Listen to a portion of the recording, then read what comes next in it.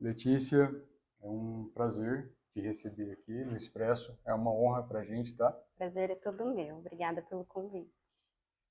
Você poderia falar um pouquinho de você, do seu trabalho? Que eu vi que tem várias facetas, né? Várias vertentes. Sim.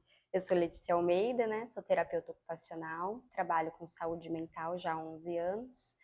E dentro do meu trabalho, né, surgiu o desejo de entrar para a política. Então, em 2024, eu fui candidata a vereadora, né, por Ribeirão. E tô nessa empreitada aí para defender a bandeira da qual eu amo, que é a saúde mental. É uma linha, assim, muito importante e eu vejo um pouquinho subestimada até, né? A gente já recebeu aqui profissionais de áreas diferentes que atuam também nessa parte, mas é uma coisa essencial hoje em dia, né? Na sua área, o que você percebe assim de necessidade? Então, a Mas, terapia ocupacional em si, ela trabalha com a ocupação humana, né? O uhum, desenvolvimento humano.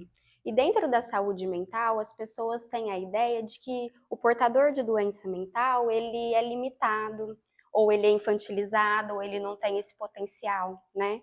E ele uhum. é uma pessoa como nós, só que num tempo de crise ele tem que dar uma pausa, se reestruturar para voltar para a sociedade e seguir com a sua vida comum. E aí a terapia ocupacional dentro da área onde eu trabalho, na instituição que eu trabalho, é voltada justamente para isso, para essa reabilitação e reinserção social. É, como que é o seu trabalho, assim, só para entender, do início, o processo? Eu trabalho no Hospital Santa Teresa, né? Uhum, Iniciei lá o meu trabalho com saúde mental e dentro disso eu trabalho com essa reabilitação social mesmo. Então, vou usar de exemplo um diagnóstico para a gente ter um pouquinho de ideia de como que ele funciona.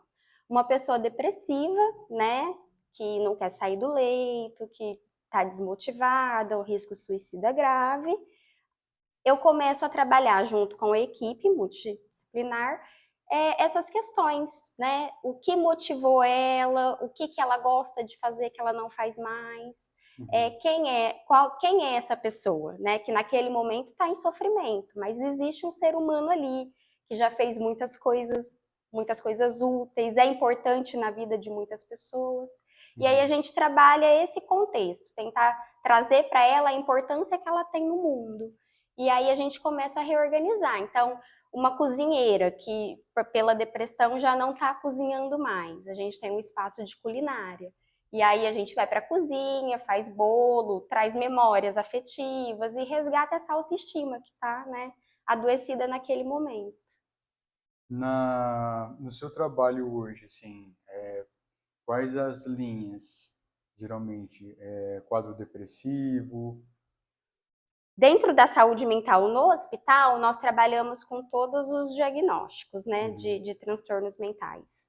E hoje, atualmente, bem recentemente, eu estou trabalhando na área de dependência química, né, uhum, que é uma área que também está ganhando aí muita visibilidade, porque as pessoas não têm esse recurso de tratamento, né? São vistas como marginais, como não tem jeito, como não tem o que fazer. E, uhum. na verdade, são seres humanos que estão adoecidos. Então, acho que a gente precisa investir mais em política pública para essas pessoas voltada para a área da saúde mesmo, que é o que falta. A gente coloca muito dentro desse processo, muito depositado na assistência social, achando que é um problema apenas, né, da assistência social, e na verdade não, né, é um fato que é geral, a Uhum. sociedade também tem compromisso com isso, e a saúde principalmente. Sim. Nessa questão da dependência química, hoje em dia, percebe-se justamente essa questão, assim, a gente pode citar, por exemplo, São Paulo. O que aconteceu na questão da Cracolândia, por exemplo, tinha a região, né, a Cracolândia, que era um aglomerado de pessoas que estavam ali. Ah, aí entra em umas questões meio delicadas, mas assim, tem a questão de deixar chegar nesse ponto, porque se desde o início tivesse tido De algum tipo de intervenções, intervenção, sim. não teria chegado. E aí depois a prefeitura meio que para tapar buraco, fez um processo lá, numa certa administração, que dispersou esse pessoal pela região central de São Paulo, alguns bairros, e aí os moradores, o comércio sentiu mais assim um impacto, porque antes estava muito fechado naquela região, né? E aí dispersou, é meio que tentar tapar o sol com a A peneira, peneira, né? literalmente. Você não vai na raiz do problema, você tenta resolver sintomas, né? Sim, sim. E o seu trabalho é justamente essa questão de ir na raiz do Ai, do problema, problema. exatamente isso. É essa a proposta, né? Inclusive, quando eu me coloco à disposição como candidata, é mais pensando nesse objetivo mesmo. Uhum. Hoje, aqui em Ribeirão, a gente tem essa dificuldade, essa fragmentação de trabalho, né? Eu também faço parte do Conseg Oeste, sou secretária do conselho, que é um conselho de segurança, né, da Uhum. região Oeste, e a gente discute muito isso, né? A, a população acredita que a segurança pública tem o dever de intervir, né? Porque fazem pequenos furtos, porque geram um transtorno para a comunidade. A assistência social acredita que ele tem o direito de ficar, ir e vir, permanecer onde ele deseja, porque é um cidadão como qualquer um e tem o direito de escolher seu estilo de vida. E a saúde, ela só vai atender se ele for bater na porta dela, né? Então, assim, enquanto a gente não entender que segurança pública, assistência social e saúde trabalham juntas dentro desse aspecto, é muito difícil solucionar o problema. Porque eu tenho que acolher sim, eu tenho que pôr limites também, porque a sociedade vive através de regras, né? Uhum. É o que nos movimenta. Então tem que ter os limites, tem que ter as regras e tem que ter o cuidado com a saúde, de entender qual o momento que está aquela pessoa, né? Ela está mesmo em condições de escolher, de permanecer, morar na rua, que é um desejo dela, ela está nessa condição, psicologicamente falando? Ela Uhum. não está adoecida? Tem algo ali que despertou esse desejo de vir morar na rua? E a família, da onde é? Né? Uhum. Por que está aqui? Eu acho que a gente tentar entender tudo isso de uma forma mais humanizada mesmo, não fragmentada, sabe? Como se o problema fosse de uma área ou o problema fosse de outra, né? O problema é de todos. E é totalmente multidisciplinar, né? Totalmente, totalmente. É, na sua visão assim de perspectiva, você se candidatou, quais as principais ferramentas assim que você enxerga para poder melhorar isso? Essa ação conjunta, né? É uma Uhum. coisa que tinha, né, no meu projeto político. É uma coisa que eu conversei bastante com o prefeito sobre a necessidade da gente começar a trabalhar essa integração, né? Uhum. Então, a saúde, ela tem que se aproximar da assistência social e também da segurança pública. Senão, é muito difícil ter resultado eficiente, né? A gente fica nesse enxuga-gelo e, ao mesmo tempo, violando o direito dessas pessoas que têm vários direitos e, às vezes, não sabe nem por onde começar a lutar por eles, né? Porque está realmente desamparada. Sim. E aí eu acho, e eu sou dessa política, que dar esmola não ajuda, né? A gente tem que conseguir reinserir essa pessoa, dar dignidade para ela. Então, eu sou a favor de não dar esmola, da gente conseguir juntos criar um projeto realmente individual para essa pessoa conseguir desenvolver, né, no cotidiano dela mesma e consiga se reinserir na sociedade de uma forma saudável. Esse é acho que é um ponto chave, né? Porque assim, querendo ou não, a a população de modo geral não tem como você colocar ela numa caixinha e fazer o mesmo protocolo, de certa forma, né? Sim, sim. Cada pessoa ela vai ter a sua individualidade, seu histórico, tem que ser investigado esse histórico, as causas, porque até no processo de reabilitação, eu, pela experiência assim, do que eu já vi, já tive, eu vejo o processo da dependência química como descer escadaria cada degrau é uma etapa, de certa forma ali.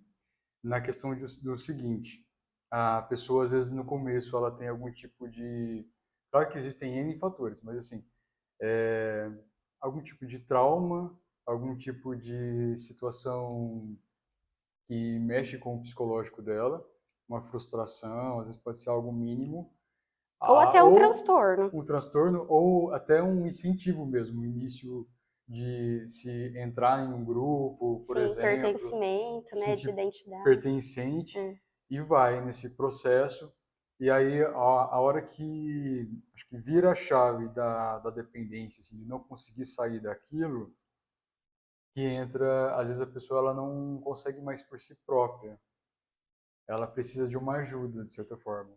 com certeza. E inicialmente, às vezes ela não consegue nem se perceber, né? A gente Sim. costuma falar da fase de contemplação e não contemplação, né?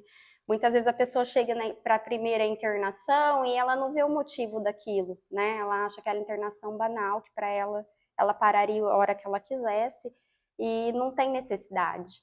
Então a gente trabalha, conversa, fala sobre o processo de recaída, que também existe, sobre a importância dela seguir o tratamento no CAPS, mas, né, Uhum. ela minimiza tudo isso.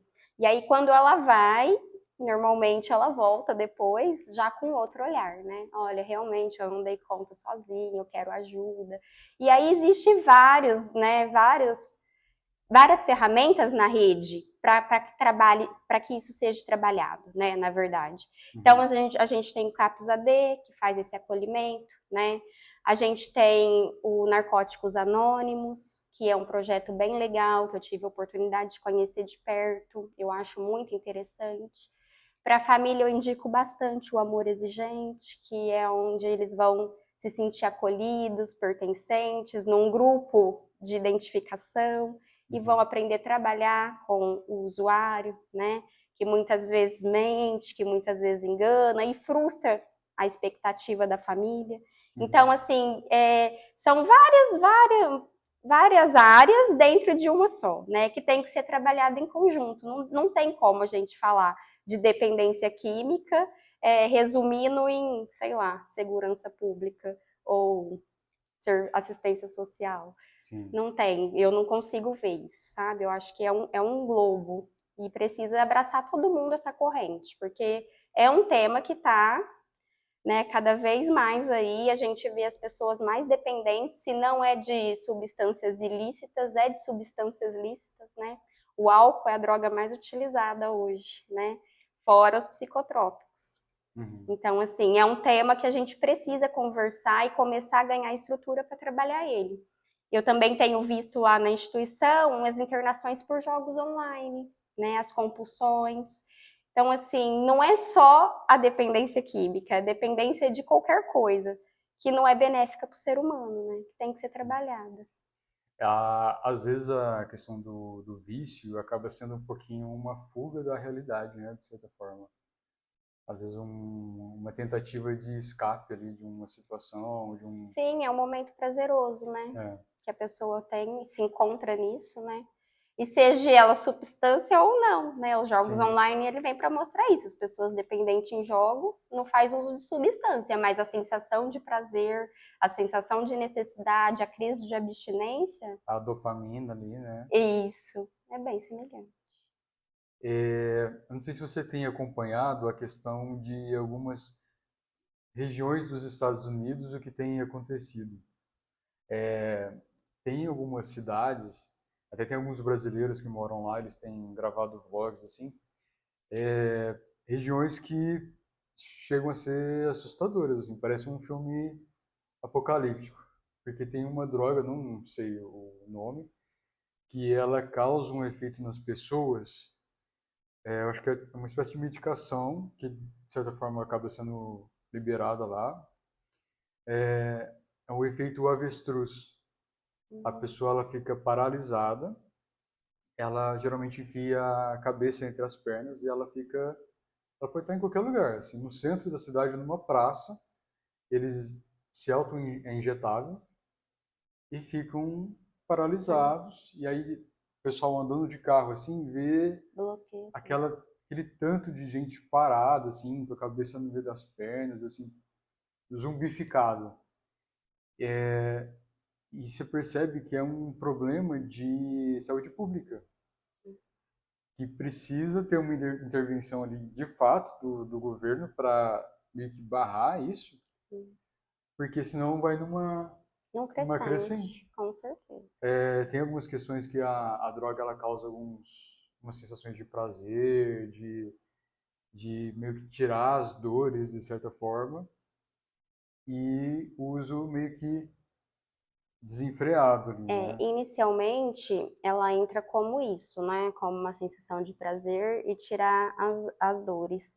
Mas durante o processo, quando a pessoa desenvolve a dependência, ela já não usa mais por prazer, porque ela já não atinge mais aquele prazer esperado, né?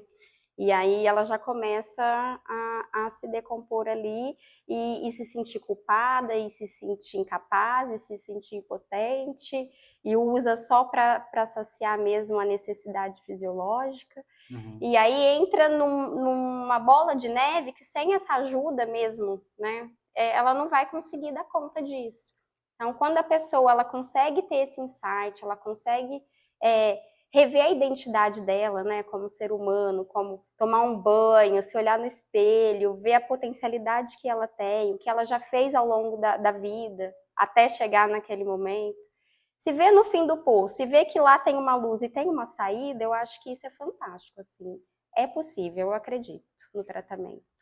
A importância de vocês é muito grande, eu acho que até pela questão do resgate do eu, Sim, porque é muito nítido, né? Você percebe, existe a pessoa ali antes da dependência química numa integridade de personalidade, ela tem a personalidade dela, ela sim. tem o eu, e conforme ela vai entra na dependência e vai aumentando de certa forma e decaindo, ela vai meio que perdendo de certa forma uma personalidade de certa forma, Ela ou vai se perdendo fica como um todo, fragmentada. né? Como um todo, ela se perde, ela se desvincula da vida, na verdade, né? E ela passa, a vida dela passa a ser a droga, né? Então ela se desvincula da família, ela se desvincula do trabalho, de tudo, né? E ela vive a droga.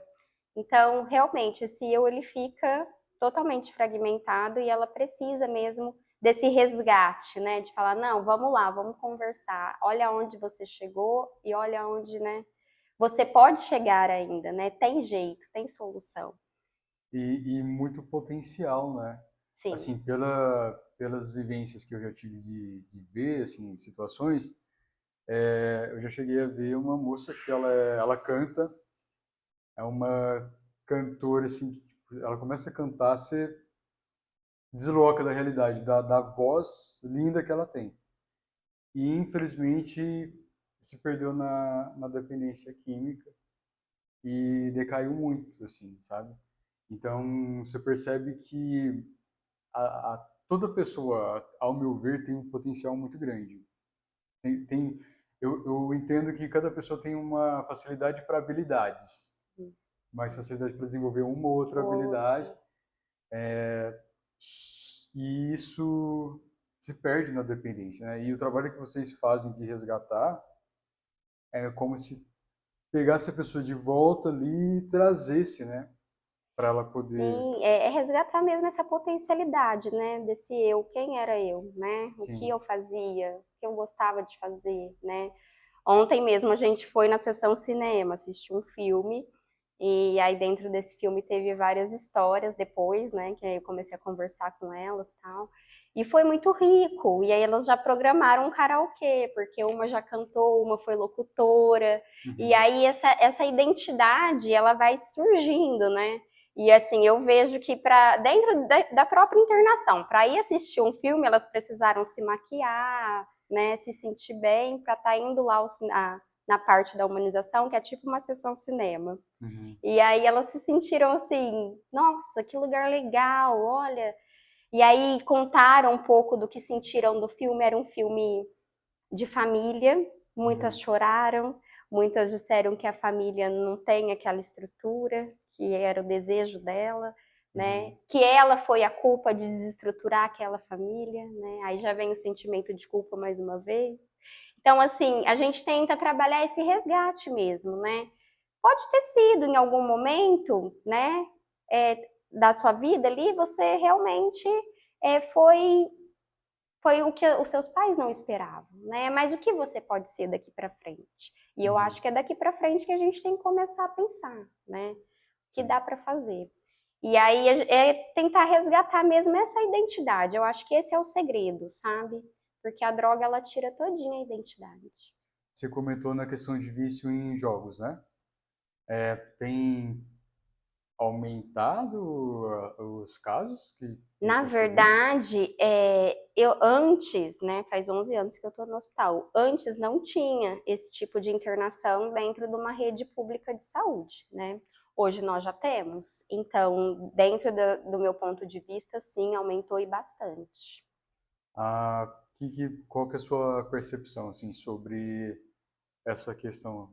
Como que tem afetado a vida das pessoas? Totalmente, porque assim, é minimizado, né? Até porque a gente tem as bets, a gente está tendo aí jogos que é até estimulado, né? Uhum. Então, assim, a pessoa, ela se sente envergonhada, né? E fragilizada, porém é difícil dela reconhecer isso, porque normalmente as pessoas que têm chegado até nós são pessoas que eram líderes da família, pessoas que Uhum. tinham grandes responsabilidades, né? E quando a família entra em cena e percebe o quanto a pessoa está afundando naquele jogo, naquela dependência, e vai pedir uma ajuda, essa pessoa já está com vontade de se matar, que já está deprimida, já não quer saber mais, porque já perdeu tudo que a família tinha, que normalmente tinha esse controle gestor da casa. Uhum. Então, assim, está muito grave, e a gente precisa investir em políticas públicas para desenvolver algo pensando já nisso, porque está vindo num crescente muito grande. E eu acho que esses estímulos aí de jogos têm que ser revistos. Tem um estudo que eu vi uma vez, eu não vou falar a empresa, mas assim, era uma rede de mercados. Eles fizeram um estudo do porquê o percentual de vendas dele tinha caído. E aí, curiosamente, um dos fatores é que parte do dinheiro do salário da família estava agora sendo direcionado Né, João? para jogos. Então, é muito doido você pensar que uma porcentagem da população, de certa forma, está tirando, porque assim, um salário mínimo, por exemplo, é muito baixo, muito baixo. Imagina você ganhar um salário mínimo e você tirar uma porcentagem desse salário para jogo, que é algo que é jogo de azar, não vai. Traz uma falsa sensação de ganho ali, em alguns momentos, para poder justamente fisgar a pessoa, mas ela entra justamente naquela questão da dopamina, né? Sim. Ela sente um prazerzinho ali, eu ganhei R$ 10, eu ganhei R$ 20.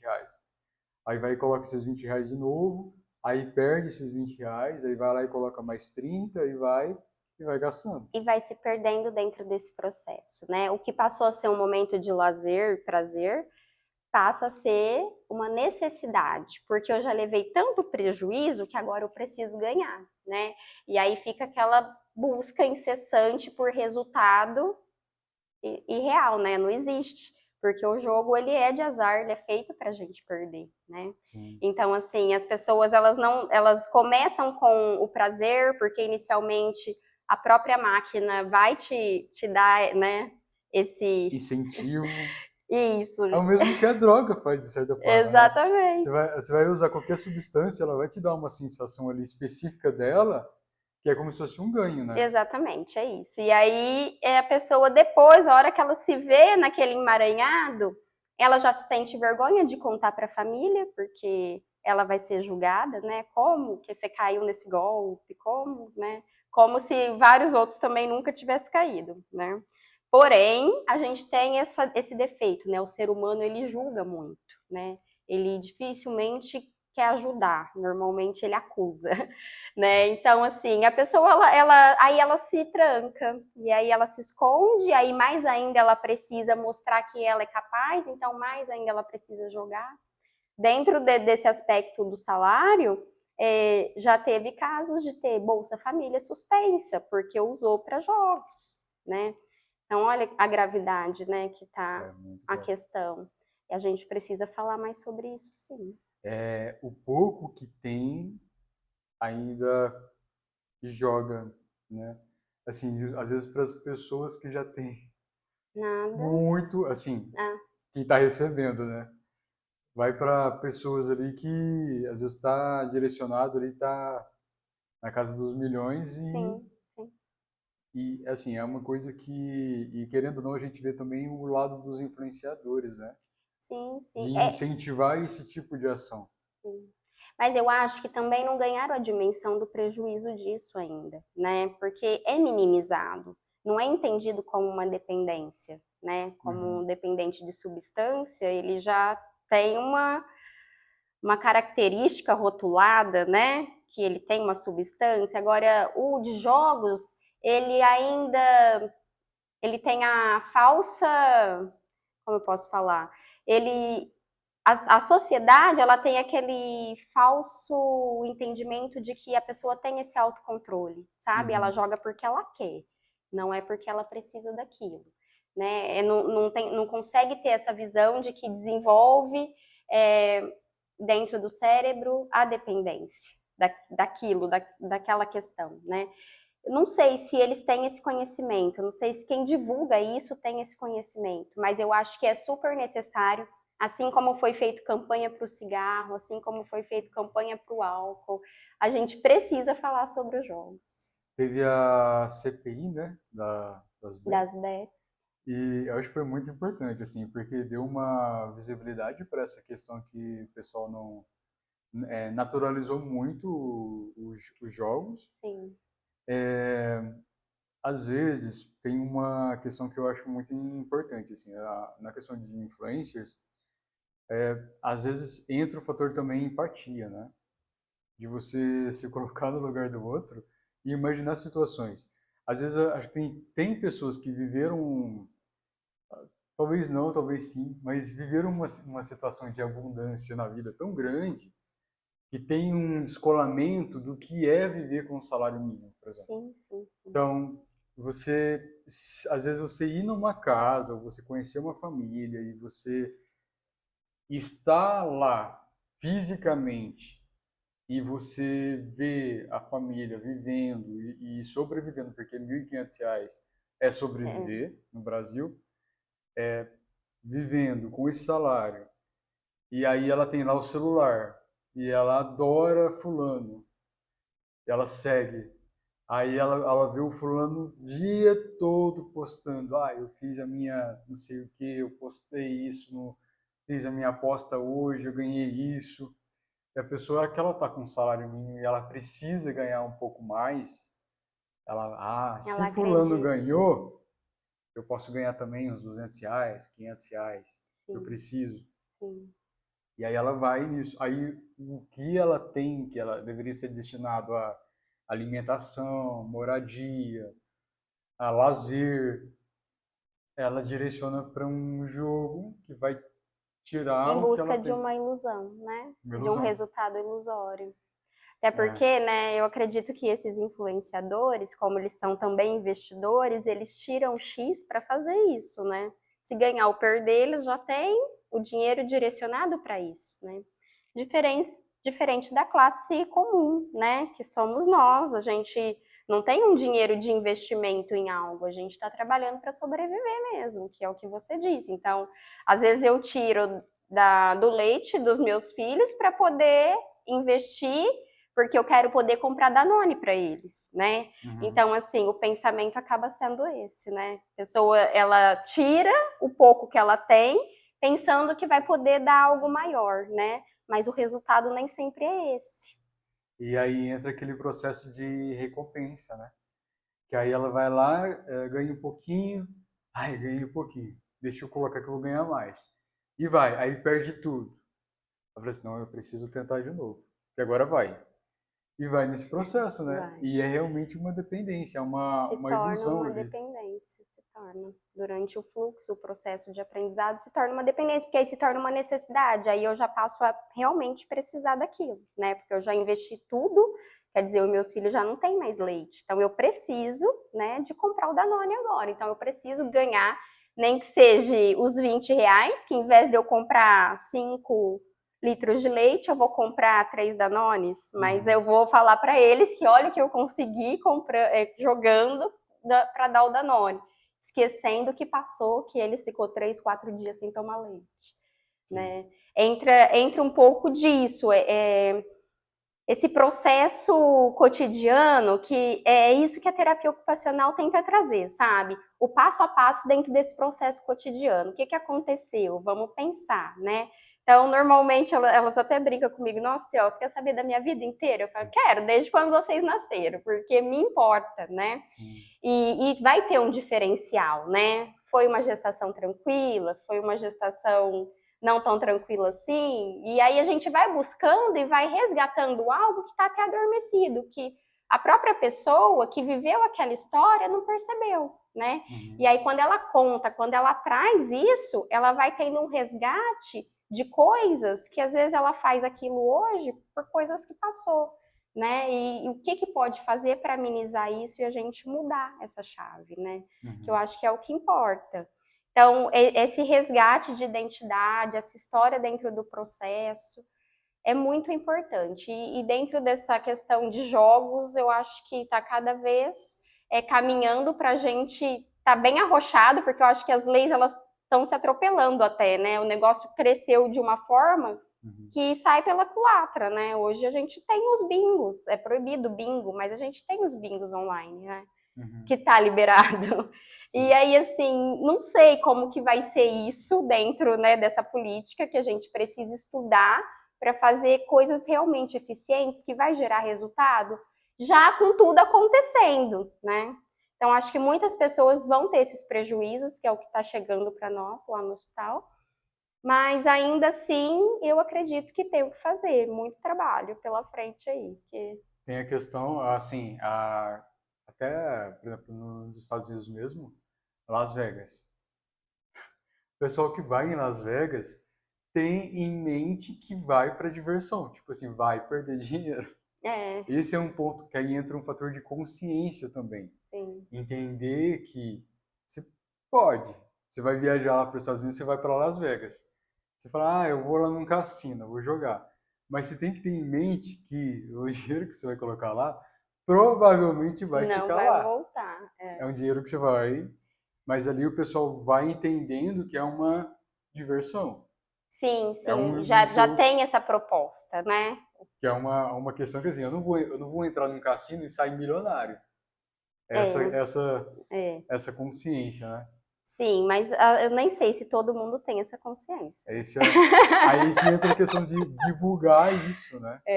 De trabalhar essas questões. Trabalhar essas questões e tá muito popular das pessoas realmente entenderem que de fato é um jogo de azar. Sim. Vai proporcionar prazer, vai trazer a diversão desejada, mas pode te gerar prejuízo em outros aspectos, né? Então, acho que trabalhar essa questão vai ser importante para a sociedade dentro disso. Então, por isso que eu acho que a mídia ela vai ter que começar a fazer uma divulgação dos prejuízos que isso gera no cotidiano das pessoas.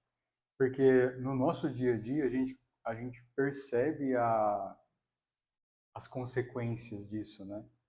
Assim, de pessoas relativamente próximas ou casos que a gente vê. Assim, eu já vi algumas notícias por cima de venderem terreno, casa, perder casa, tudo por questão de aposta. Então é um impacto muito grande na vida da pessoa, né? Quem não tem aquele amigo que manda mensagem no WhatsApp que está precisando de R$ 50, né? Quem nunca recebeu uma mensagem dessa? Eu acho que hoje todo mundo. E é o amigo que está entrando nisso, ou que já está afundado nisso. Então, entre você emprestar os R$ 50 e chamar ele para uma conversa, eu acho que falta também um pouco dessa empatia, sabe? Tô na correria, tá os R$ 50, faz o que você quiser. Não vai pagar nunca mais, às vezes perde até a amizade, porque a pessoa, ela está precisando é de ajuda, não de dinheiro. E aí eu acho que a sociedade, ela também precisa começar a ter esse olhar mais humanizado para o outro, sabe? A gente vive num mundo muito capitalista, e isso tem crescido, né? Até porque o mundo digital afastou as pessoas, o Covid afastou esse contato. Mas independente desse afastamento, nós somos seres humanos, né? E nós somos feitos para ter esse contato. Então, acho que a gente também precisa começar a resgatar isso, inclusive dentro das escolas, né? Tem uma questão que eu acho muito importante, que é o termo ver e enxergar. Aí é um conceito, talvez seja um pouquinho meu, mas assim, você pode ver alguém, a pessoa, você vê, mas você vê a estampa, a mensagem que ela está transmitindo, tarará. Agora, enxergar alguém é você ver o por O trás, contexto. todo o contexto que envolve ela. E eu acho que falta muito hoje em dia é você enxergar o outro, Com ver certeza. além da aparência. Às Sim, vezes a pessoa, ela tá, um exemplo, no quadro depressivo mesmo. Às vezes a pessoa, ela não transmite a depressão, assim, ela não passa o ar depressivo. sim. Você olha para ela, ela tá sorrindo, Ela tem a máscara do sorriso. ela tá feliz, entre É, aspas, mas em algum momento ela vai dar alguns indícios. E quem realmente está enxergando a pessoa consegue pegar. consegue perceber. E aí é o momento de pedir ajuda, né? Ou de oferecer ajuda, né? E eu acho que esse é o diferencial. Se a gente tá próximo às pessoas, a gente vai enxergá-las, né? Sim, Agora, se a gente está muito ocupado com o nosso eu, com a gente, com o nosso cotidiano, nosso trabalho, nossa rotina, a gente só vai ver as pessoas. E isso até dentro da nossa própria casa, né? Isso tem acontecido muito, né? Quantas crianças só vistas pelos pais, né? Não enxergadas. Então, eu acho que a gente tem que caminhar para desenvolver e voltar essa consciência humana de que a gente precisa ter essas trocas. A gente está aqui para crescer junto, né? e eu acho que tem até um reflexo da questão da internet e também de jogos, assim, jogos de videogame. Game. Não, assim, não é uma crítica. Mas hoje existe até profissão, né? Sim, mas é a questão do seguinte. Tem um termo hoje, não sei se você já ouviu, da pessoa ser NPC. Não. Não? Você sabe que em jogo de videogame tem um personagem principal e os outros que aparecem são NPCs. Tá. É como se fossem coadjuvantes ali Sim. que não têm Muita personalidade função. própria, Uhum. muita função. Eu acho que por conta de a gente estar tão imerso no mundo virtual e às vezes muitas pessoas muito e dentro de jogos, que os jogos eles são muito próximos assim, da realidade, a qualidade gráfica e de viver nesse mundo virtual e ver ela como protagonista, como personalidade principal e o mundo como figurantes começa a trazer esse contexto para a Para a realidade. realidade. E aí entra a questão de você enxergar os outros como NPC. Hum, E aí, e aí você passa a não se importar com as pessoas. E isso é muito perigoso, na minha concepção. muito grave, né? Porque você. Assim, se você entrar em rede social, tipo TikTok, é muito comum. Se você entrar nesse nicho dessas Dá uma pessoas, você pesquisada. vai perceber que a pessoa tipo, tá lá no metrô e ela fala assim: ai, hoje meu dia foi difícil. E eu aqui com esses NPCs. Então, tipo, o pessoal ali que tá no metrô junto com ela são figurantes. É uma visão que eu acho perigosa porque, na minha concepção, cada pessoa é um mundo. Então, você tem a sua história, o que você passou durante a vida, as pessoas que te cercam. É um O meu contexto, mundo, um né? mundo gigantesco. Sim. E quando você entende que uma pessoa ela tem uma história, um mundo ali dela, você tem um respeito pela história dela. Você enxerga o valor da pessoa, sabe? Você Sim. vê que tem um valor, um preço ali muito alto, né? Quando você tem a visão do outro como um NPC, é como se ela não valesse nada, a Não, vida não valesse nada dela. sim. Tipo, ela pode. Ela só vale para te servir. E se ela não te servir, ela não tem valor. E assim, na questão da psicopatia, por exemplo, ou do assassino, é muito perigoso porque a pessoa ela já tem essa visão já, assim, deturpada. Isso potencializaria muito mais, porque tirar a vida de alguém ou causar mal não teria nenhum peso para ela, no caso, né? Seria algo, tipo, é um personagem, é um Sim, NPC. sim. Nossa, é interessantíssimo isso. Nunca parei para olhar por essa perspectiva, né? Até porque as crianças lá em casa, cada um mora num lugar e eles brincam muito. Eles se unem dentro desse jogo e um conversa com o outro e eles estão em contato ali jogando, né? Uhum. Mas nunca parei para pensar, né? Como que é a relação deles no ao vivo? Vamos começar a observar mais isso. Porque às vezes a gente acha que tá tudo normal, né? E os NPCs já estão ali, já tem cada um o seu. É, porque tem jogos muito grandes, E igual. assim, que tempo? Eu não tenho filhos, mas os pais que têm filhos, que tempo eles têm para olhar para isso, né? Uhum. Como cuidar disso? Eu acho que eu tenho falado muito sobre isso. Os pais da geração de hoje, eles estão sendo muito mais desafiados que os pais que tinham 15 filhos naquela geração passada.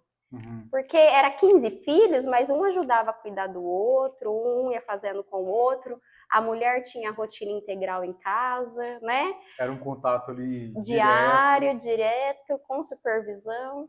Hoje já não temos mais isso. Tem um filho, mas esse filho ele vive num isolamento, né? De Uhum. ser visto, não ser enxergado. E aí eu acho que isso também tem impactado, né? A gente também vai precisar sentar para ver um pouquinho mais sobre isso. Eu sinto muita a falta de ter profissionais da saúde dentro das escolas, né? Não Uhum. tem. Tem encaminhamento do professor que envia para um atendimento clínico. Mas olha o quanto seria importante de ter um olhar de saúde dentro do processo de educação, né? Sim. Porque aí você consegue pegar todo o desenvolvimento, todo o contato. E aí eu acho que é tudo. A gente tem que evoluir muito ainda dentro da saúde. Não, e nesse ponto a criança ser enxergada, né, na escola. De uma forma Ela geral. não ser um número, né? E como o professor vai enxergar uma criança numa sala de 40 alunos, né? Num caos, às vezes uma estrutura que não está ali Tendo que condizente dar o ainda. conceito metodológico dele, que é o dever dele, então ele tem que ensinar aquilo, né? E realmente é mais um lugar que as pessoas são vistas, não enxergadas de perto, Sim. né? Esse acolhimento. A gente percebe isso pela questão do formato de ensino também, né? Também, também. Tem a questão de, assim, a gente vê pela uma pessoa dislexa, por exemplo. Ela tem um modo de aprender que não vai condizer com o resto da turma. E às vezes ela vai ficar ali atrasada na matéria, nas notas, mas não pela incapacidade, mas pela forma como está sendo Funcionalidade, ensinado. pela funcionalidade dela, né? A forma que ela O funciona. jeito de ser apresentado esse ensino, né? Porque a hora que você tem um olhar para ela específico, tem muitos casos assim que eles se tornam geniais, né? Assim, Sim, é mais comum do que a gente imagina, né? sim. A minha irmã trabalha com educação especial e ela traz muito disso, né? O quanto ela pega uma fatia, né? Porque ela tem uma sala de recursos e Uhum. aí alguns alunos ela tira uma hora do período escolar para ir na sala de recursos com ela e trabalhar algumas habilidades ali, desenvolver um pouquinho mais. Mas Uhum. é uma fatia e assim, quais as condições de levar isso para casa, né? Como os pais vão receber essa informação? Também tem a negativa da família. Uhum. É muito amplo esse olhar, né? Sim. Dessa inclusão que nós vivemos hoje, né? É extremamente importante a inclusão, eu não tenho dúvida que é, mas o sistema não está preparado. Não está preparado. É muito fragilizado. Então, já é uma inclusão de exclusão, Uhum. né? Quando eu falo que eu tenho uma sala de recursos, que eu atendo algumas pessoas durante uma hora, eu já estou excluindo as outras, né? Sim. É tudo uma, é muito complexo, né, essa É, parte. é. Eu vi uma vez uma reportagem sobre uma escola, não lembro se era na Alemanha, era uma escola modelo. Ela era totalmente diferentona. Que ela era assim, é um complexo, parece uma universidade, de certa forma. Tinha jardins, áreas verdes. E não tinha esse, né, nessa escola específica, não tinha esse conceito de turma grande. Eram turmas pequenas de 7 alunos, 8 alunos. E. Sonho, Hã? um sonho. Parece um sonho. Parece aquele mundo ideal, sabe? É. Descolado, descolado totalmente. E as aulas eram muito diferentonas, assim, no sentido de o professor dando uma aula, tipo, no jardim, debaixo de uma árvore com uma turma, sobre uma matéria específica que condiz com o ambiente. Aí uma outra turma cá, outra lá, sabe? E geralmente, e pelo que eu vi, não focado em, tipo, faixa etária, mas Em por desenvolvimento. desenvolvimento, por habilidade, por interesse. Então, as crianças que gostam mais de matemática, por exemplo, mais focadas aqui, outras aqui, claro que todas têm sua grade, Uhum. mas é como se fosse, de certa forma, potencializar o fator de interesse. Sim, Tem aquele aluno que ele ama desenhar, ele está ali potencializando aquela habilidade dele, a outra ama matemática, ou ama programação, ama geografia, e aí sai com aquela coisa meio que de expert, né? sim, sim. Dá força para essa Sim. habilidade, né? Além de força, dá esse empoderamento mesmo, né? Você é bom nisso, né? Mas Sim. você precisa aprender isso, aquilo outro. Mas a gente vai focar nisso também, É né? quase uma distopia, né? A gente É, espera que lá na frente é tenha algo melhor até que isso, seja algo legal, mas ainda foge um pouquinho da realidade, né? muito, muito, muito, né? Quando a gente fala então de realidade de serviço público, foge um pouquinho mais ainda, né? Na parte da política, assim, qual seus principais objetivos na Meus, atuação? os meus principais objetivos é trabalhar, né, com a saúde mental dentro dessa questão e também as questões de vulnerabilidade, educação. Eu acho que quando eu me coloquei à disposição dentro da política foi nessa perspectiva mesmo, de ter um olhar, de fazer a diferença e Uhum. de ver que nós precisamos de pessoas que realmente queira trabalhar pela população, né? Não a benefício próprio, né? E eu acho que a política ela anda um pouco nesse movimento, né? Hoje a gente olha os políticos trabalhando para si, né? O que eles acreditam ser bom, né? Com um pouco de diálogo, com um pouco de interação. E eu acho que não, eu acho que o político ele tem que ir para a rua, ele tem que ir para a comunidade, ele tem que sentar na mesa da escola, ver como que está o aluno, porque a gente só vai poder falar de desenvolvimento se a gente viver o processo, né? Se não tiver essa vivência, é muito difícil elaborar algo, porque às vezes eu faço uma coisa achando que eu vou ajudar e eu posso atrapalhar totalmente, né? É. E às vezes o presencial é o que vai fazer toda a diferença, né?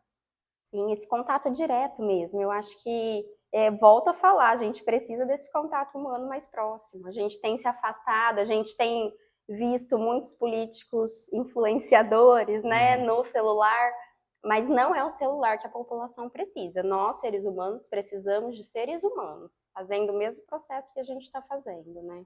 E eu É. acredito muito nessa política de bairro. Eu acho que aqueles gabinetes que tinham antigamente por bairro, sabe? Eu acho Uhum. que era extremamente importante, aproximava a população do poder público, hoje já não tem mais, nem todo mundo tem condição de acessar a Câmara, né? Então acho Uhum. que isso distancia um pouco a população e acaba que a gente fica meio que secando o gelo, porque a gente desenvolve políticas que não são tão efetivas. Aí vamos rever de novo. E enquanto isso, o mundo acelerado do jeito que anda, vai correndo, passando, e as coisas parecem estarem paradas, né, estagnadas. Sim. Tecnologicamente muda muito em pouco tempo, né? 1 ano, 2 anos já deu um boom ali gigantesco. Sim, Eu acho que a questão política, ela se aproxima muito do conceito de empreender. Sim.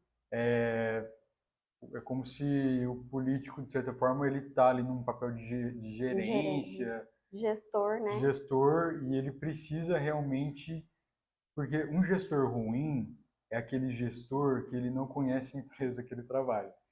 Tipo, ele fica lá fechado dentro da sala dele, ele não vai lá conversar com os funcionários, não entende o que está acontecendo na empresa. Sim. Eu vejo como uma gestão ruim, porque às vezes ele pode tomar alguma medida que às vezes desande a empresa, de certa De forma, assim, grande impacto. de grande impacto e impacte os funcionários, inclusive, e vai comprometer também a rentabilidade da empresa. Sim, E político entra muito nisso, né? sim. De às vezes estar ali numa bolha dele, na realidade dele, e não enxerga a população, né? As necessidades reais, né? Sim, sim. E é isso, a gente volta a falar da questão lá do influencer, né? Que ele tá no jogo, que ele tá vendo a fatia dele, a Uhum. prioridade dele, que é divulgar aquele produto, mas na prática mesmo ele não foi lá conhecer para ver a necessidade. Então a política ela acaba entrando nisso mesmo, e eu acho que é uma gestão mesmo, Eu acho que empresarial. a gente está muito imerso em rede social, em internet. Eu acho que um dos fatores, um dos pontos mais disruptivo que tem hoje em dia é você não ficar numa bolha. Eu acho que é um ponto, porque assim, você consegue ver todos os ângulos, mas você não tá ali, tipo assim, eu tô aqui, eu tô aqui, eu tô aqui. Você tá enxergando as vertentes, né? Sim.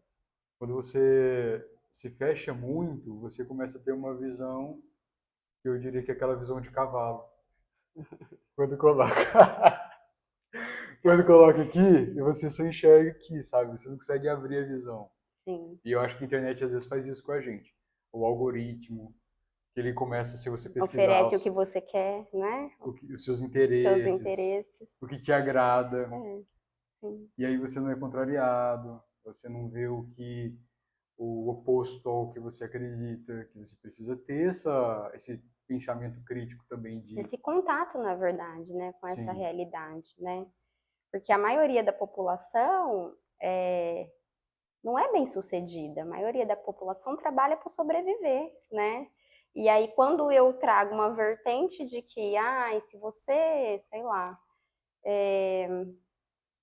se você começar a investir nesse empreendimento aqui, vai te gerar tanto. Vai gerar. Se eu tivesse um dinheiro para aplicar nesse investimento. Agora, se eu dependo desse investimento para eu sobreviver, eu vou ter resultado dele daqui 10 anos e eu vou estar viva até lá. Que uhum, eu dependo dele para sobreviver, né? sim, Então a gente tem que começar a pensar nesse hoje. A mídia, o trabalho, o desenvolvimento, ele faz a gente pensar muito a longo prazo. E aí a gente está tendo um excesso de futuro e deixando de viver o presente, né? E eu acho que isso é um problema também para a sociedade. tem aquela questão que a ansiedade, ela é o excesso de De futuro, futuro. e a Depressão, depressão é o excesso de passado. isso. Existe isso, né? Essa Aham. fala, e ela é bem verdadeira, viu? E a gente vê que a gente está vivendo numa sociedade ansiosa, né? Quem não tem um disparamento do coração, um tique na perna, né? Que fica meio que sempre deslumbrando ali, pensando no futuro. Porque o capitalismo ele incentiva a gente a pensar a longo prazo, né? E a gente tem que ter essa estrutura mínima para a gente conseguir focar no que a gente está vivendo hoje, né? Que é Uhum. um primordial. Muitas vezes eu volto a falar dos pais, eles estão trabalhando para dar um bom futuro para os filhos, mas não estão vendo o desenvolvimento dos filhos ali, numa parte mais importante da vida, que é a infância, né? Uhum. Então eu acho que a gente tem que começar a tentar trazer essa realidade, sabe? A gente que é da área da saúde acaba tendo uma visão um pouco mais ampliada disso, mas a Uhum. sociedade como um todo não tem, né? Então, assim, falta lazer para a população, para que possa realmente ter essa interação pai e filho, né? De uma forma que agregue todo mundo, que traz esse conceito de família novamente. Eu acho que a gente precisa investir mais nisso. Cultura, lazer, ele faz parte do desenvolvimento humano, né? E são os prazeres da vida, para além de jogos, para além de drogas, né? Então a Sim. gente tem que resgatar isso. Tá adormecido. Eu, às vezes, o parque ali, Maurílio Biagi, aquela pista de skate, às vezes de domingo eu passo por ali e vejo, né? Muitas crianças, mas muito pouco adulto. Né, eles vão sozinhos para ficar naquele espaço, né? E cadê os pais? Cadê aquela interação que é necessária para esse desenvolvimento, né? Tem um conceito que ficou um pouquinho pro passado, que eu acho muito interessante, que é o de legado. Sim. A questão, das vezes, o pai, a mãe, a pessoa em si, ela construiu o seu próprio legado, mas o legado familiar também, sabe? Sim. Na questão de, por exemplo, o pai, ele tem uma habilidade, ele é músico, ele tem a sua história, ele construiu a sua carreira, e aí ele tem esse legado e ele passa parte disso para o filho. Então ele tem um cuidado de ensinar o filho a tocar, a ensinar música, a mostrar os erros e acertos dele do passado. Então, assim, querendo ou não, é como se o que ele viveu não morresse com ele, porque é geracional, né? Sim, sim. Então, aquela gama de informação, de conhecimento, de estrutura, ele está passando para o filho. E hoje em dia isso praticamente não existe, assim. Às vezes as pessoas elas não se preocupam no seu próprio legado, tipo assim, o que que eu estou fazendo? O que que eu estou construindo? Sim. O que que eu estou deixando aqui para quando eu for embora, né? Sim. Esse acho que é um ponto muito importante assim para se pensar. E aí quando você tem filho ou filha, você deixar isso para eles também, como às vezes a gente já partiu, né, como pai, mas o filho está lá e ele mantém vivo aquilo. Essa construção de identidade familiar mesmo, né? Realmente, não... porque dá trabalho, né? E é uma raiz que é muito difícil de ser quebrada. Mas dá trabalho, Dá porque trabalho. muitas vezes o filho não quer, né? Tem essa questão também. Assim, Então, eu falo assim, não de seguir carreira, que aí tem outro ponto. Aí, tem pais que são meio que impositivos, né? Eles falam assim, ai, você tem que ser isso, aquilo, aquilo. Aí, aí vai o oposto. aí vira um Aí, trauma, aí vira, em vez de virar um legado. sim. Mas aí entra eu vejo no sentido de conhecimento mesmo, assim. Passar um Sim, conhecimento e aí fica também a critério do filho, o que vai fazer, sim, sim sim, ou não com sim. aquilo, mas vai estar lá. Talvez esse conhecimento, essa gama, vai ficar ali internalizado na pessoa. Ela vai passar pela adolescência, que é o período de negação familiar. Aí, aí às Totalmente. vezes, lá com 30, 40 anos, aquilo acende nela, mas sempre esteve lá. Sim, É a questão de estrutura, né? sim. Você- É a base, né? É, A base familiar, ela depende dessa estrutura mínima, né? Desse conceito mesmo de família, de legado, de, amparo, né? sim, de acolhimento, né? E eu acho que essa é a base que está fragilizada, porque hoje é o que a gente começou falando lá no começo. O que que faz com o salário mínimo, né?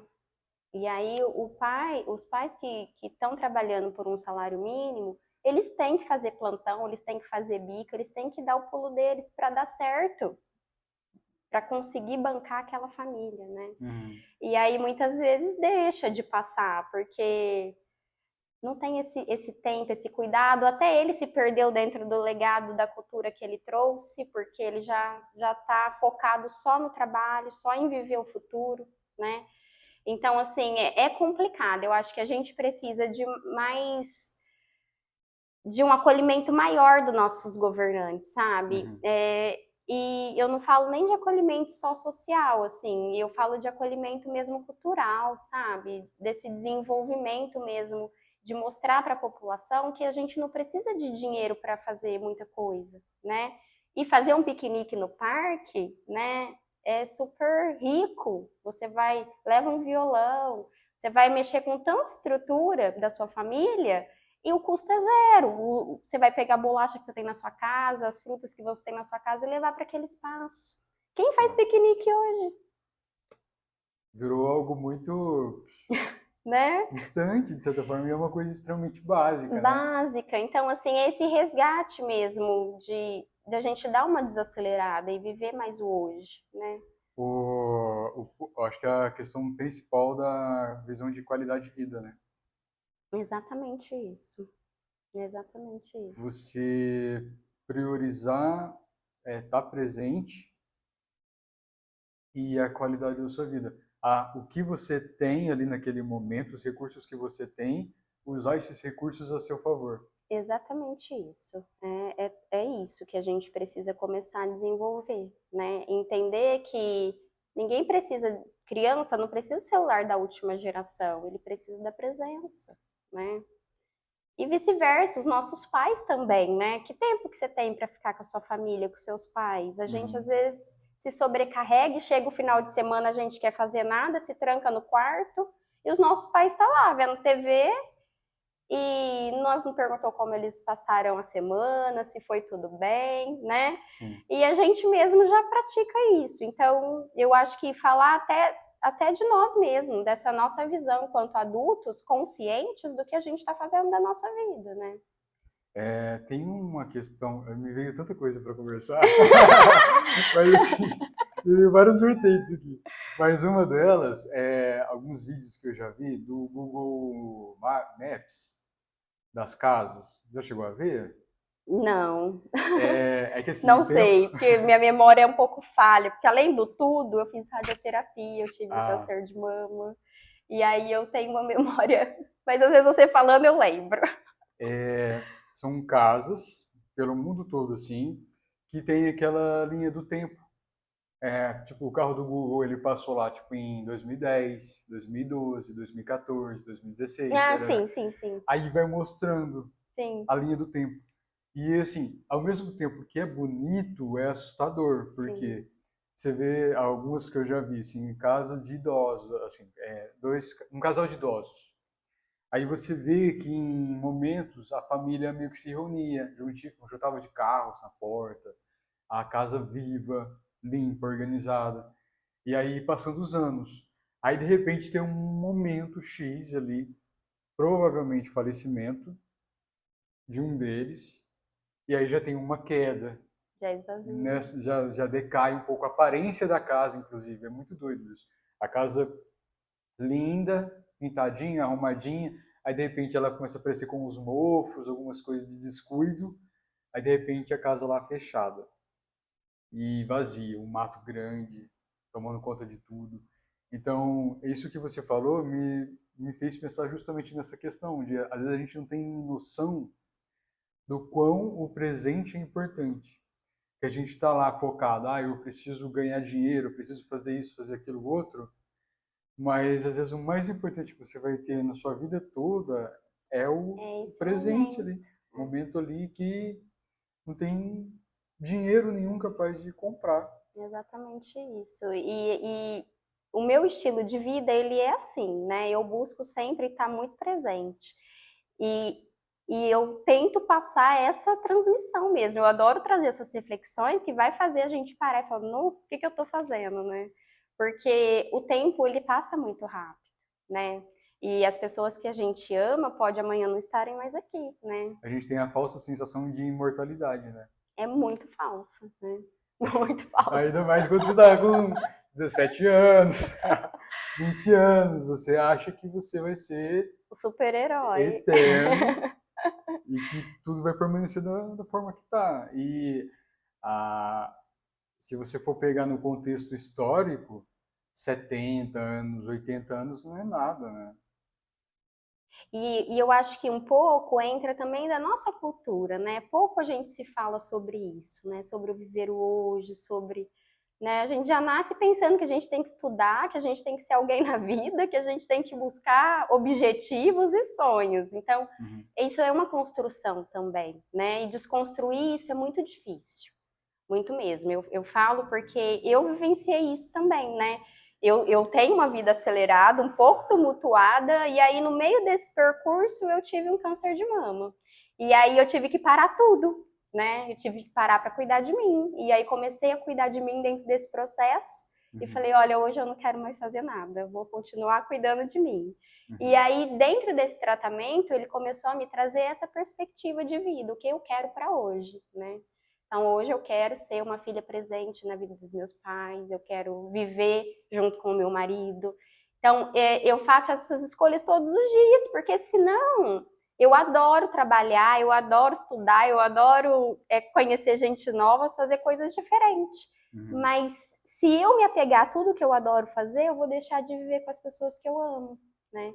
Então, a gente tem que também se policiar frente a isso. Eu precisei de ter uma doença para começar a perceber, né? E graças a Deus ela veio, tô curada, mas me trouxe muito aprendizado. E é isso que eu tenho que transpassar para as pessoas, sabe? Eu gostaria muito que as pessoas conseguissem viver mais o hoje, sabe? Mais essa perspectiva mesmo. Muitos males seriam evitados, né? Com certeza. Inclusive a ansiedade, assim, ajudaria muito, né? Muito. Porque às vezes a pessoa fica tão ansiosa que eu vou fazer e acontecer. Às vezes a pessoa ela não para, eu já percebi casos assim, da pessoa trabalho mesmo assim, aquela pessoa que está sempre no WhatsApp. Ah, fulano, não sei o quê, tem que vender 24 isso, fazer horas. aquilo, tarará, tarará, tarará. E às vezes ela tá lá com a esposa, com o esposo e tá ausente, né? Ah, até na questão, não sei se já aconteceu isso com você, de perceber em restaurante. Você tá num restaurante, aí tá um casal, ou às vezes uma família, e os dois com o celular. E os dois olhando pro celular e nenhum deles conversando entre eles, assim. Tipo assim, tem um Sabe o que já papinho. aconteceu comigo? Churrasco de família, né? Que era pra estar todo mundo ali. Aí, tipo assim, tá todo mundo ali, na verdade. O físico. Só que aí chega a comida tá pronta. Aí vai a mãe e manda mensagem pro filho descer do quarto que a comida tá pronta. Vai lá no quarto, bate lá. Por que você vai mandar mensagem? Ah, é mais fácil, ele só lê minha mensagem. Já tá acontecendo, né? A gente Sim. vive isso já, dentro dos churrascos de família, né? É. Eu acho que a gente deveria criar regras dentro desses espaços, né? Entrou dentro da minha casa, guarda o celular. Põe na cestinha aí, vai pegar só a hora que for embora. É o presente ausente, né? O corpo tá lá, mas a mente não tá lá. Não tá, E para relacionamento, eu acho que é pior, tá? Até, né? Assim, sim. um casal que tá sentado na mesa e fica no celular, aí você É imagina. complexo, né? Sim, É aí complexo. dá até pra fazer piada, assim, né? Tipo, a pessoa, se ela quiser mandar mensagem no telefone Às vezes da estão até, outra, né? às vezes estão até se conversando, né? Tipo, ó, printou a Aí, tela, não, vê aí essa é mensagem distopia. aí, vê essa Aí é mensagem. distopia. Aí todo mundo distopia total. Mas é muito, muito real isso, assim. E aí entra também o vício em celular, né? Em internet. Era digital, Que é uma questão que é também um pouquinho delicada. era digital. E entra também, quando você começou a falar do eu, né? No Japão, a paciente me mostrou esses de um livro que ela estava lendo, eu não vou lembrar o nome, que ela trouxe um conteúdo que falei, nossa, eu não sabia disso. Ela falou, nem eu, Tê, olha que legal. No Japão, o índice de suicídio é muito maior porque a pessoa ela é focada em cuidar de tudo, né? Então ela tem que ser, ela vive o capitalismo real ali, né? Então ela tem que trabalhar, empreender, nananana, e ela é sempre por último. E no Brasil, a gente tem esse índice um pouco maior, porque a gente tenta trazer que primeiro a gente cuida, depois a gente estende, e aí a gente amplia para o trabalho, né? Uhum. Só que isso já tem se desconfigurado, né, dentro do nosso processo. Tanto é que a gente vê o índice de suicídio muito grande atualmente, né? Principalmente entre a idade adolescente adulto aí, que é onde a gente recebe mais pressão, os nossos hormônios estão diferentes, né? Uhum. Já não tem tanto acolhimento da família, mais julgamento. Uhum. Então, assim, eu acho que a gente tem que começar a ter esse cuidado também, né? Da gente conseguir realmente olhar para o eu, ser humano, de uma forma integral, né? Uhum. Em primeiro lugar. E aí o ser humano eu falo eu, Letícia, Tiago, meu marido, meu pai, meu sogro, minha irmã, meu irmão. Eu tenho que tentar olhar para eles como eles são, não como eu gostaria que eles fossem, né? Que aí isso rompe vínculo. Quando eu começo a colocar o meu eu no outro, né? Eu acabo deixando ele de lado, ele não vai me agradar, né? Então, quando eu começo a adorar o que ele tem para me oferecer, as relações se tornam mais prazerosas, né? E eu acho que é esse cuidado que a gente tem que ter também nesse mundo capitalista. Você falou num momento da questão do julgamento. E é justamente sobre esse ponto, assim, a gente tem, acho que inconscientemente, o hábito de sempre rotular tudo e todos, né? E isso é péssimo, né? Assim, é É horrível, inconsciente, é horrível. mas eu acho que é necessário, primeiro, você criar uma consciência de que você tem esse hábito para você evitar. E trabalhar para não desenvolver ele, né? E esses dias eu estava falando com a minha irmã. Esses dias mesmo, porque foi final do ano, a gente estava tudo em família, a gente ficou 5 dias em família, né? E aí, não sei o que ela estava falando, que observa, aí eu falei para ela assim: imagina eu, terapeuta ocupacional de saúde mental, ficar aqui 5 dias com vocês, observando o que vocês estão fazendo, né? Tá todo mundo adoecido. Então, assim, naquele espaço, eu já consigo fazer isso, né? Uhum. Dentro das terapias que eu também faço, em tratamentos pessoais, né? Eu comecei a trabalhar essa questão. A Letícia, terapeuta ocupacional, ela fica lá no meu trabalho. A Letícia, família, ela vai e aí eu começo a ser a Letícia mesmo, sem olhar, sem diagnosticar, tentar não entrar nesses assuntos, sabe? Porque eu acho que esse momento de confraternização é realmente para a gente manter as nossas relações saudáveis, né? Uhum.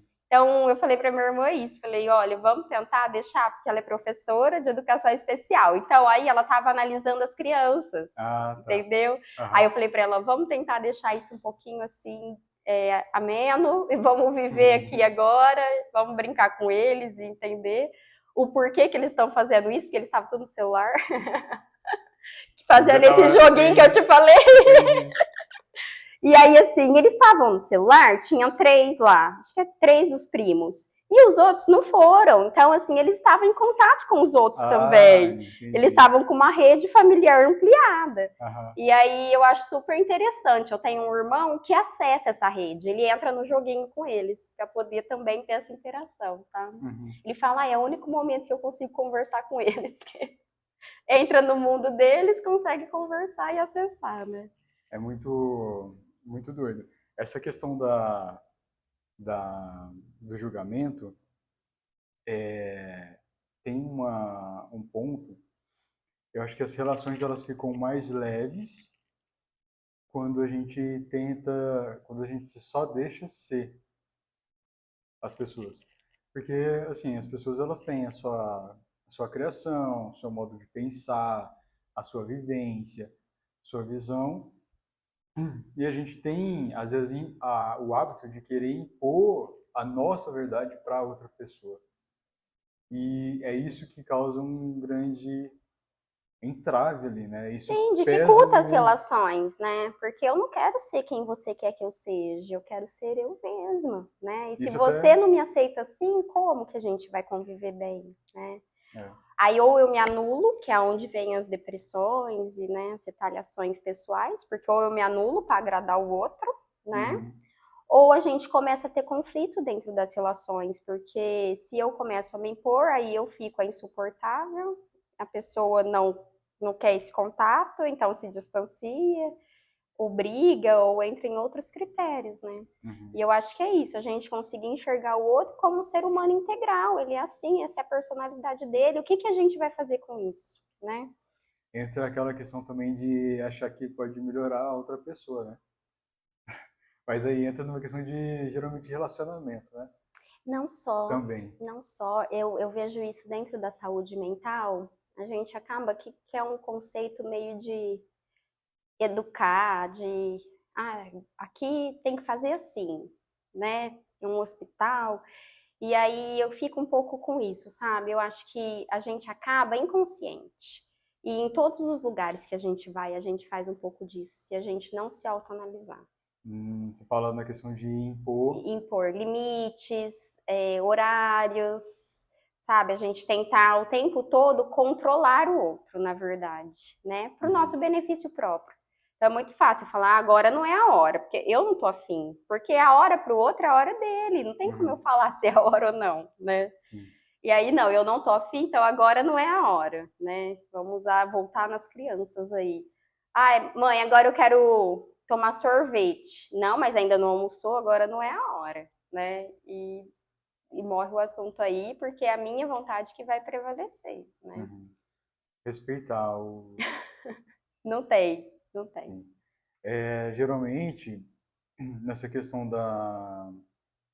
das relações, entra uma questão mútua, né? Aí entra o fator respeito também, né? De você entender o outro e respeitar o outro também, né? Na sua... Sim. Não... Na sua integridade, né? Sim.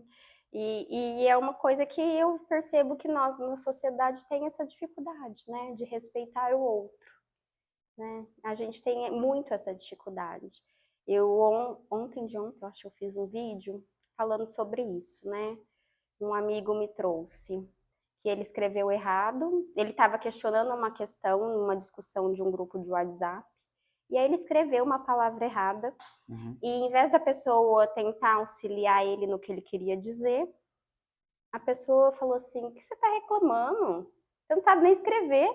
Tipo assim, quem é Uma você? crítica, sim. Né? E assim, ridículo. Eu falei, gente, quanta violência às vezes numa fala, né? Uma fala mínima. Então, às vezes, esse olhar também para a violência, a gente está muito agressivo, né? E não necessariamente fisicamente, a gente é agressivo verbalmente o tempo todo. Esse cuidado, nas nossas falas, a gente também tem que começar a olhar, né? O que a gente está falando para o outro, né? Do que nosso coração está cheio, né? Olha o tamanho dessa raiva dessa pessoa que julgou o outro que ele não tinha o direito de falar porque ele não sabe escrever. Aí volta para a internet. Pela questão de a internet, as pessoas elas fazem coisas na internet, na questão de falar mesmo, que talvez não fariam na vida real, assim, pessoalmente, né?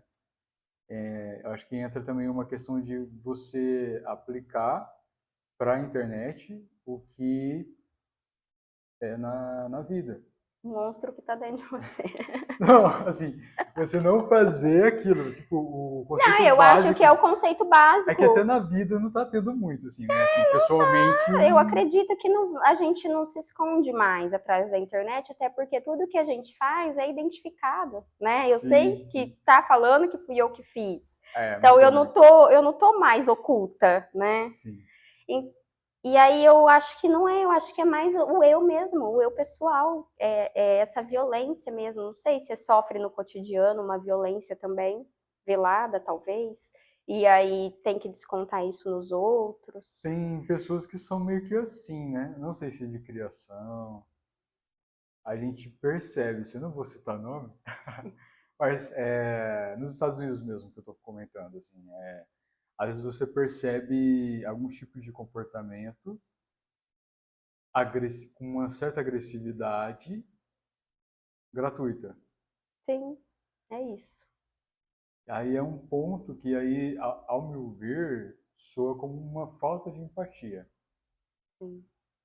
Porque toda vez que você se coloca no lugar do outro, você não faz tal coisa. Você vai fazer tal coisa que vai fazer mal para a pessoa, se você se colocar no lugar dela, você não faz.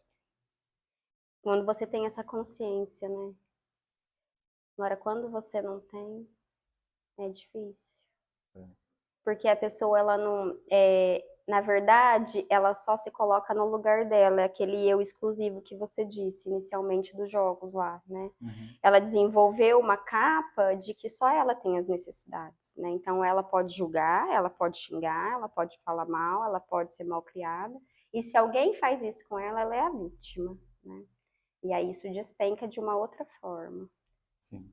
Né? Eu acho que é muito complexo. O desenvolvimento humano está cada vez mais complexo, Sim. mas muito gostoso de trabalhar, porque quando eu percebo meus pacientes ganhando consciência, sabe, do que está sendo aplicado, do que eles estão fazendo, de quais as escolhas que eles querem para o hoje, para o futuro deles, daqui para frente, e começa a aplicar isso de uma forma saudável, sabe? Eu falo, nossa, ó, valeu a pena, né?